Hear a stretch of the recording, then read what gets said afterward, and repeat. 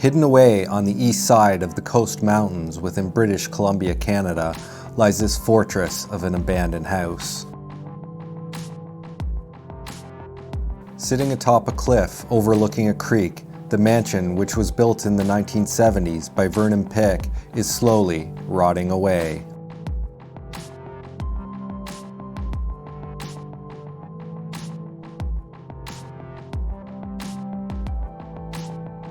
Vernon was born in Wisconsin in 1903 and left home at the age of 16 and joined the U.S. Marines a year later. He was a gold miner in Manitoba before running an electrical company for 17 years in Minneapolis. Then he moved back to Wisconsin. There he built a hydroelectric generator to power a derelict flour mill, which he then converted into an electrical workshop. In 1951, a fire destroyed his workshop, so he and his wife Ruth bought an Airstream and headed west.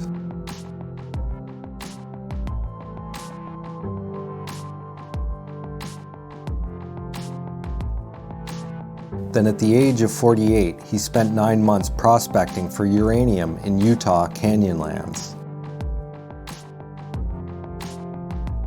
When down to his last $300, he then lucked out and struck it rich. This catapulted him into wealth and nationwide fame, and he was given the name Uranium King of America.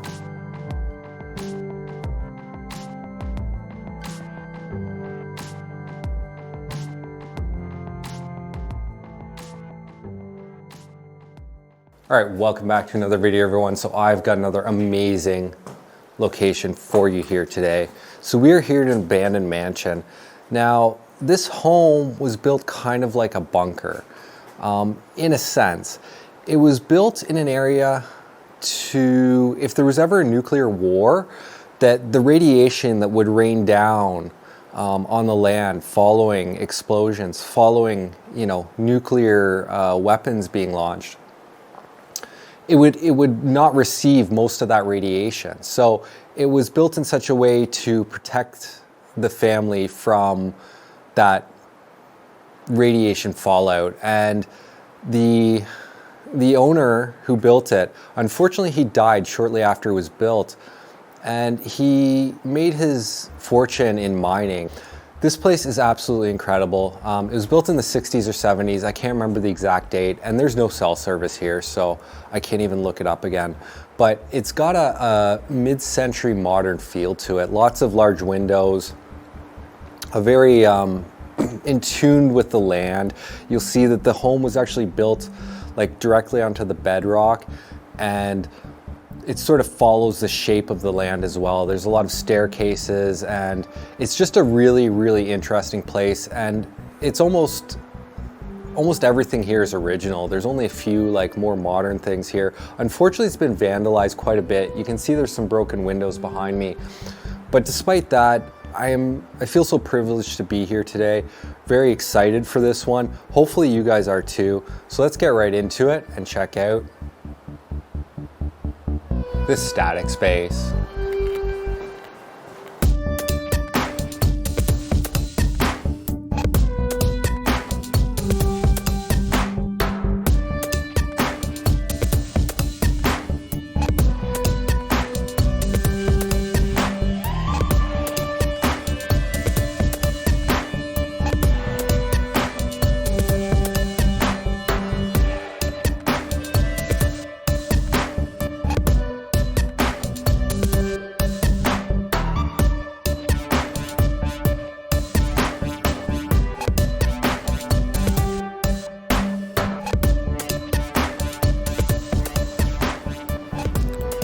Let's start this one outside because this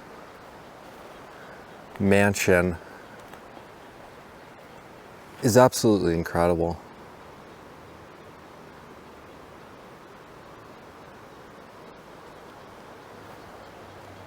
Now, I haven't decided whether I'm going to give away important information that would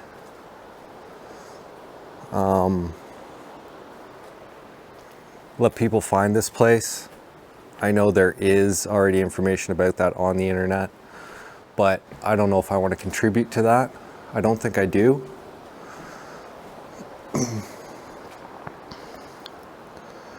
But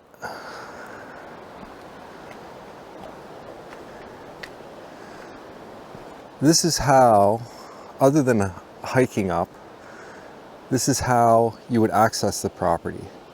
See that bucket way down there? Looks very tiny on this screen. So that's like an incline elevator, and it would come all the way up the hill here. I don't know if it still works. I have a feeling that even if it does, it wouldn't be entirely safe to use. The cable looks fine, but I wouldn't trust it myself without it having been inspected.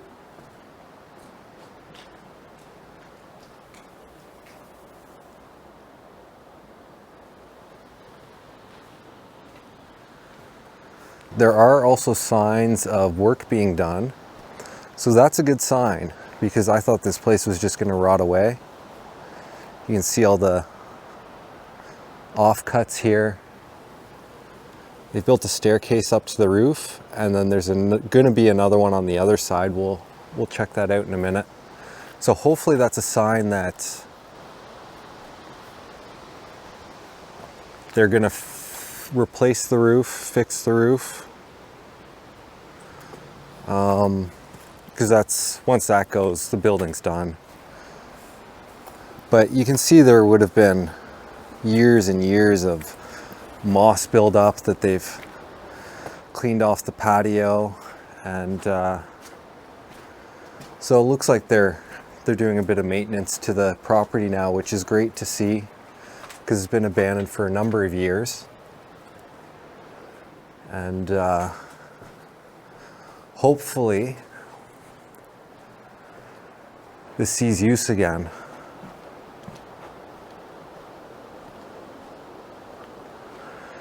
Now I think this is one of the most, well, it's just a great light fixture.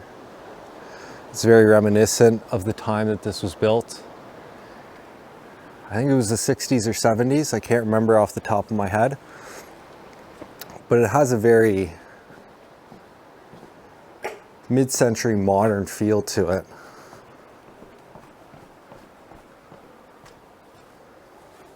The nice brickwork.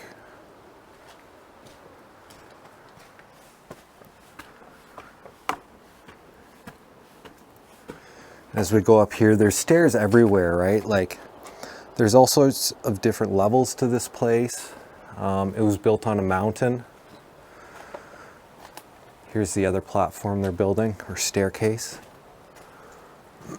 So naturally it's going to follow the topography of the hillside, right? Here's one of the giant speakers that used to be inside the house. It's now outside and rotting away. Nice outdoor fireplace here. And here's one of the roofs. I don't know if I personally feel comfortable walking on there, but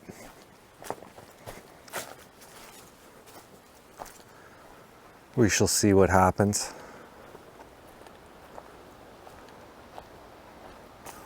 I mean, the views around here are incredible. I don't know how well you can see it, but you know, you can see the mountainside up there. And as we come around this corner, nothing but, this whole place is just surrounded by mountains. It's absolutely amazing. You know, more staircases here and there. And again, some really nice outdoor light fixtures. This one's fortunately not destroyed, not broken. Nice globe. You've got your patio here.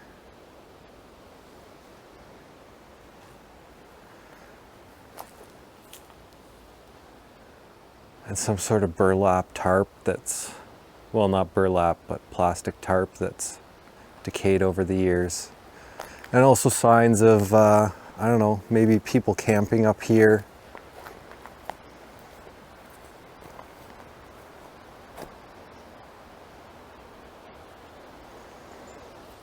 That would have been interesting to spend the night here. And you can see here, the foundation is just, I mean, it's built right on top of the bedrock.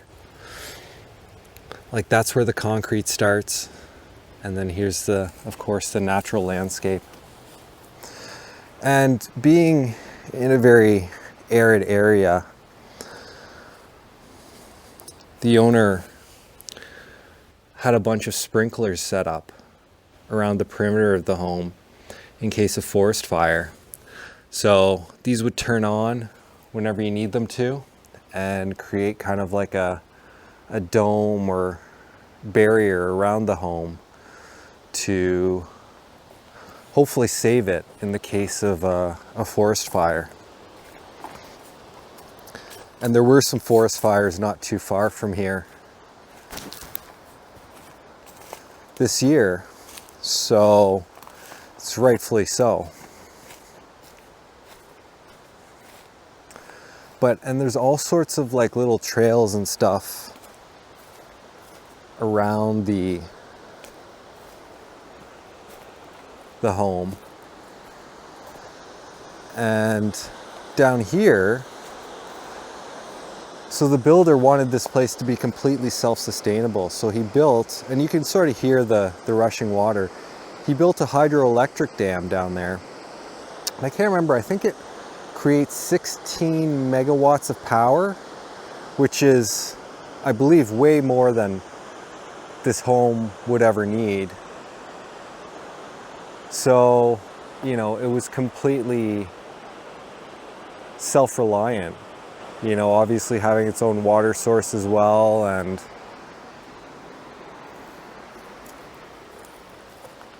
yeah, it's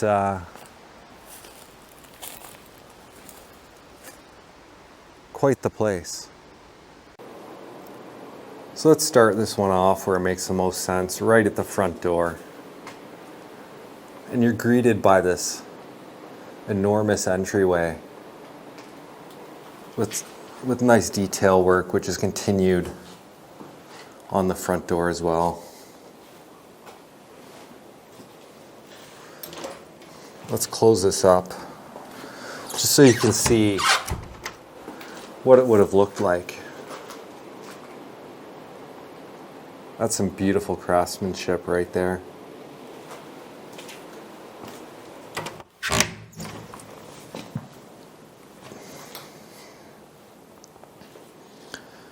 Even the tile work is really impressive. The curtains are still hanging, but unfortunately, the windows are all smashed out.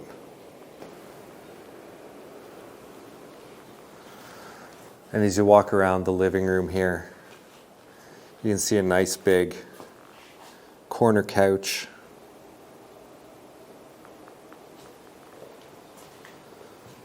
The pull-out bed for your overnight guests. Bed looks a little short.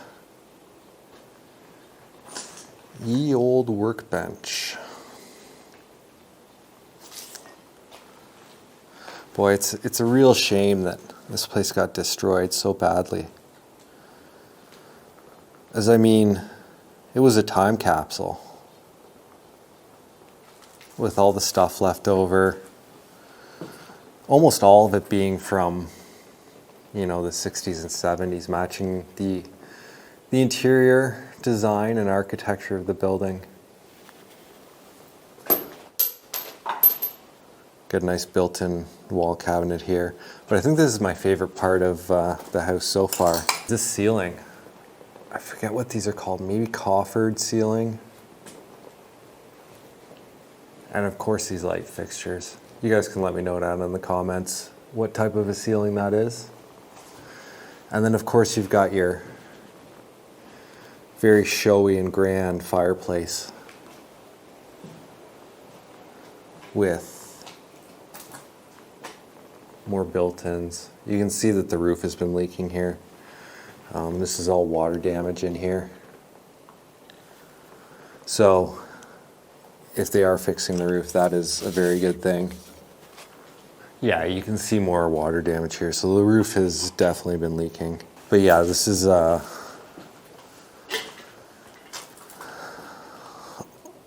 owned by a company for the dam to create electricity now. And this house has been sitting for a lot longer than that. For a very long time, actually. I think it's been at least 15 years. But this kitchen, I mean, there's lots of broken dishes and stuff all over the floor, but the kitchen is still relatively intact, right?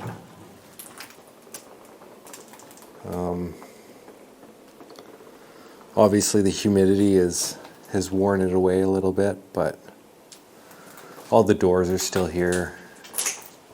Not sure why this is off the wall.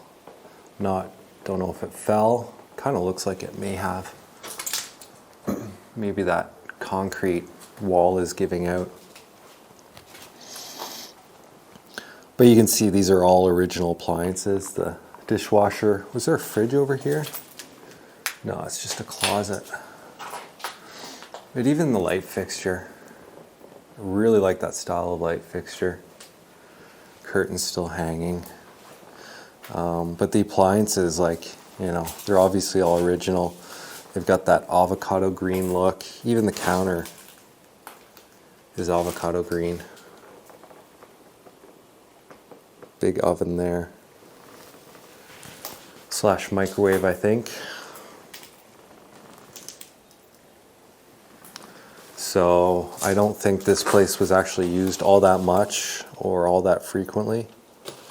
Omni, 1993. So this place could have been abandoned for as long as like 30 years, which definitely is a possibility. All right, let's go down to the basement and then let's do the basement last.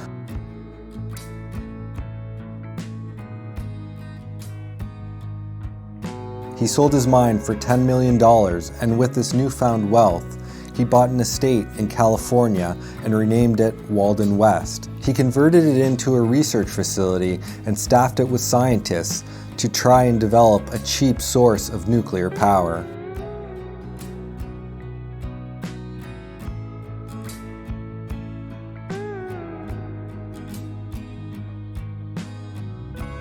In 1965, with the Cold War era in full swing, Pick chose to abandon Walden West and decided to build a compound in the rain shadow in the coast mountains of BC, since the area would be heavily protected from nuclear fallout.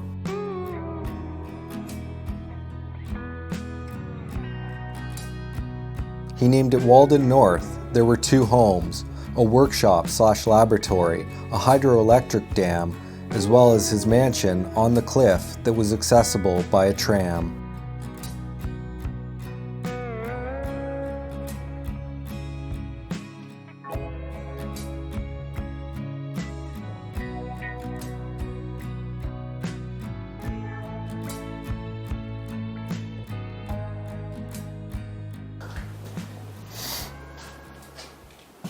Okay, so into the library or the study.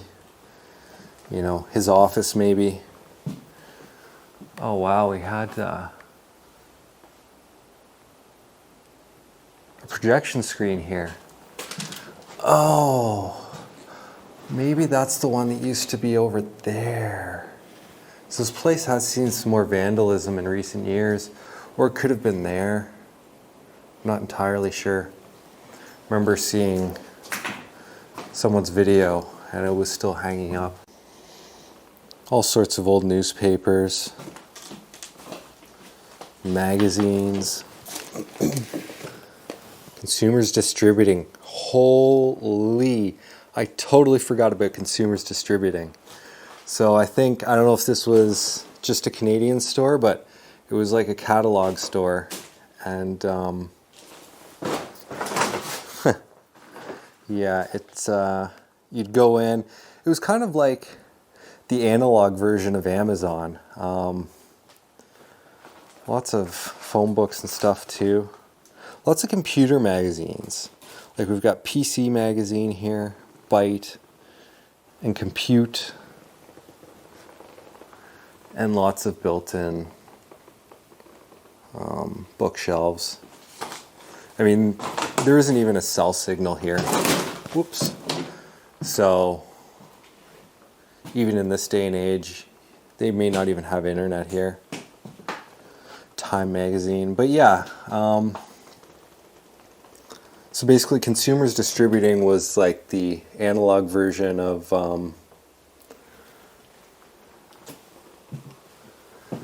Amazon today. You'd go in, you'd place your order, or I guess you could place your order by mail as well, and they'd ship it from the warehouse, and then you go and pick it up in store. So yeah, it's a real blast from the past. So this was a door. It still is. But with all that broken glass, it's a little bit risky now. Now, I'm not sure what this was. Yeah, I don't know. Maybe that was the white screen. I think maybe that's where it was, because it makes sense. It's right here, and it doesn't look super wide. Yeah, so you'd have your projection screen there. So I don't know if this maybe would have been, yeah, this would have been the primary bedroom.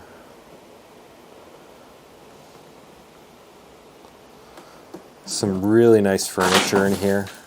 Sorry about the noise. There's all sorts of stuff on the ground to step on. Really nice wood floors. The narrow plank wood floors. Curtains still hanging. I'm really liking this couch. The style of it is pretty amazing.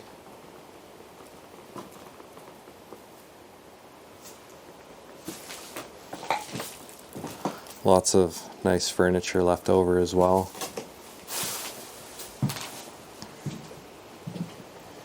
Cedar lined closet.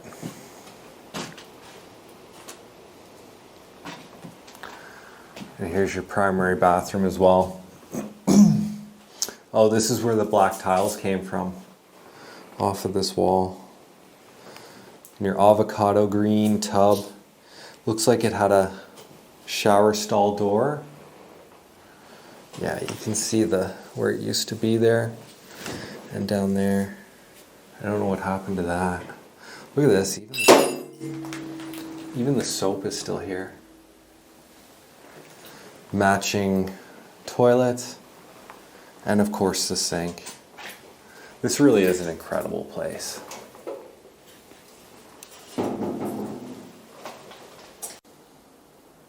Heading down to the basement, but I didn't point out these tiles. We're still kind of in the kitchen, and those tiles are great.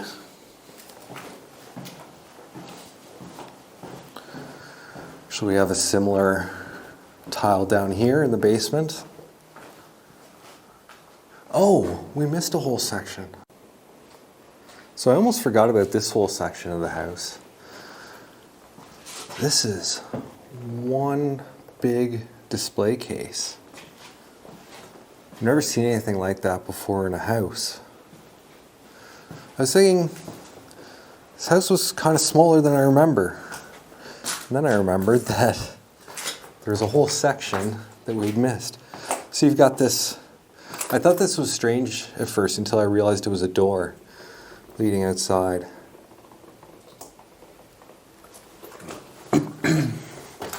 Lots of natural light in here. And just so you understand the layout, there's the living room. And here are all the rest of the bedrooms. So not much to see, at least in this one. Except for the bathroom.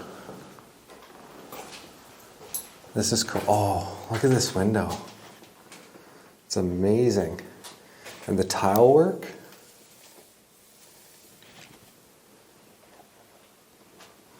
And this has got the pink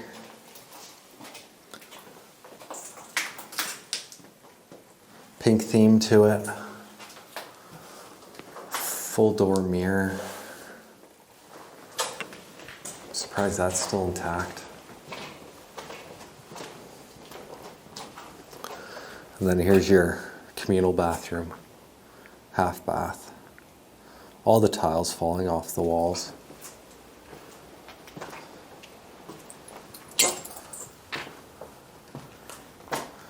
And here we have a bed left. This is pretty amazing. Look at that material. Loving it.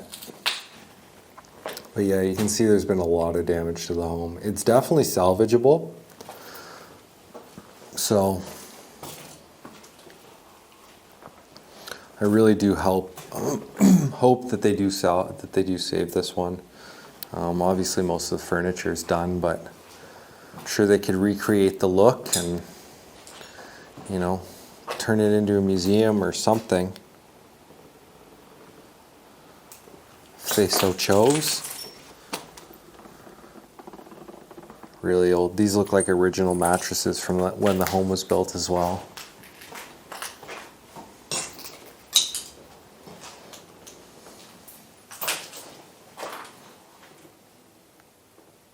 Up until it was sold, I believe the surviving family may have used it as a cottage or something like that.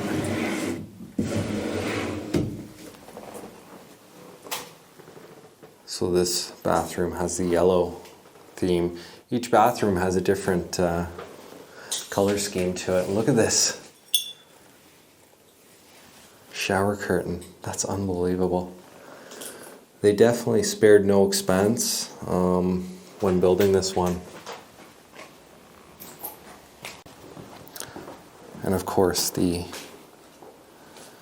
same sort of tile down here in the basement. And look at this staircase. It's very wide and spacious. I don't know, lots of natural light as well. So we start off down here in the basement in the laundry room.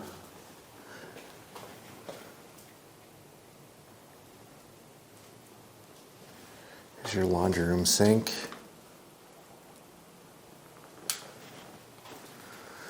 And it looks like it was almost kind of a workshop as well.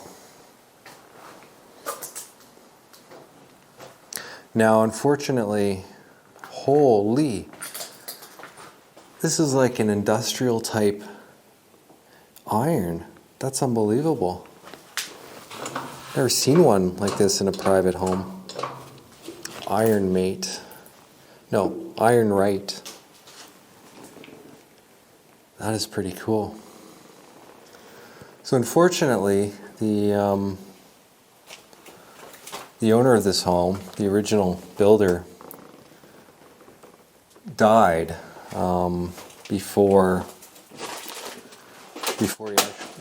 right after it was built. So unfortunately, he never really got a chance to enjoy it. This, look at the date on here, 1980. I don't know if that's the last time they were used. I mean, I would imagine so.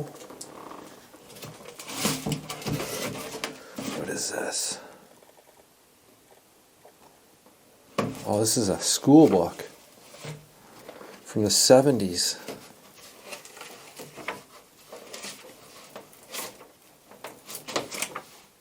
Wow, looks like some sort of a fashion or clothing design textbook. Oh, I didn't even notice this freezer. You know we've got to open it. Okay, so I guess pack rats were in here or something. And of course we've got this avocado dryer here. Boy, Color schemes back then were amazing. Boy, those leaves have a very nice scent to them. It's very noticeable. So now we get into your like typical like basement mechanical type stuff. Oh yeah, you can smell it in here too. So lots of signs of the pack rats. Oh yeah, all over. There's poop all over, there's leaves. Another hot water tank, eh?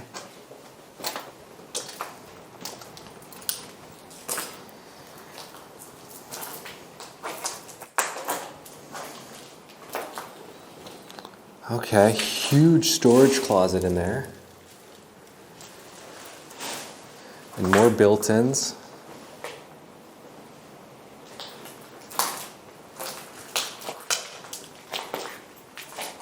Okay, we've got a second kitchen down here. Oh yeah, the pack rats are just everywhere.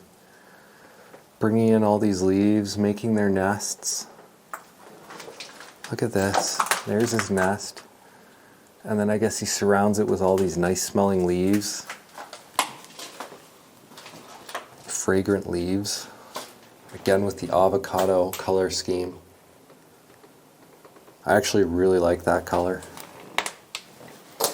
And this one still has the fridge. Nothing in the fridge. Whoa. Something died in there. Some sort of an animal, I would imagine. That'd be a pretty awful way to die. Locked in a freezer. And you've got your exercise room here.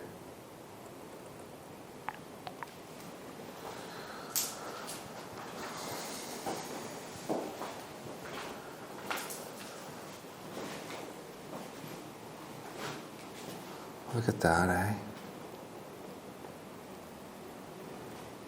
It's all taken apart. Stylish dresser. This one's from, I don't even know. Oh, 1978, December. Art news.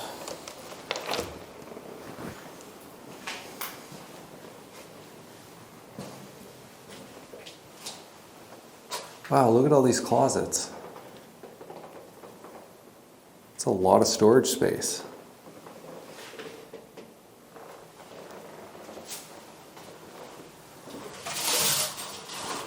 Oh, I thought it was like a map or something. Had that telltale like curl to it. So that's ventilation, or unless it was a drain. Maybe it was a drain. Right there. Here's what used to... No, it was vent. So they had ventilation coming up through the concrete pad. Huh. Interesting. And even another different color scheme bathroom.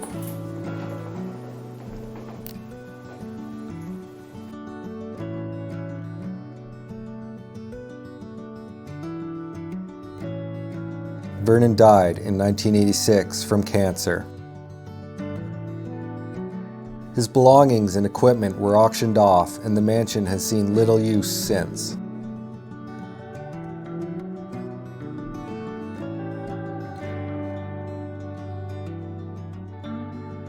The property is active, with the hydroelectric dam still producing 16 megawatts of power, which is enough for about 8,000 homes.